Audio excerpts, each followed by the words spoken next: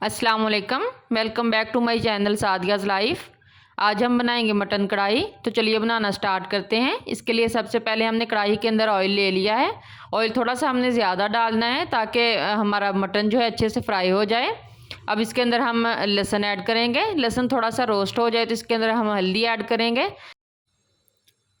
चम्मच को हिलाते हुए हम लहसुन को रोस्ट कर लेंगे ताकि कहीं से भी जले ना।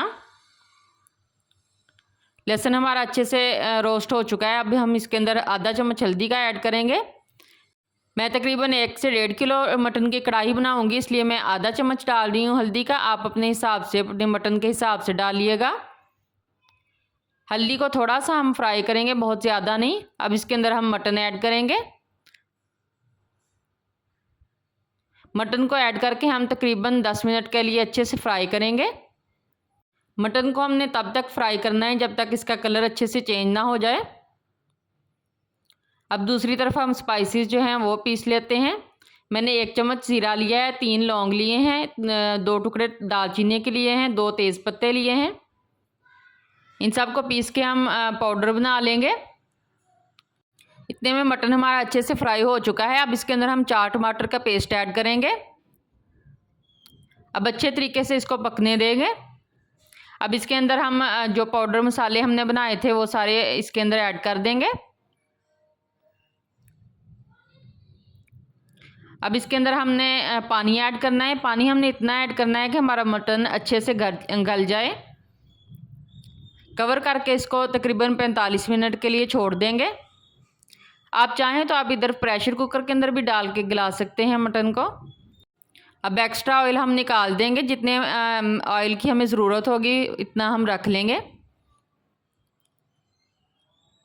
अब इसको हम तकरीबन 10 मिनट के लिए अच्छे तरीके से भून लेंगे मटन को, आहिस्ता आहिस्ता चम्मच चलाते हुए। साबित मसाले जो हमने डाले थे वो इसमें से निकाल देंगे।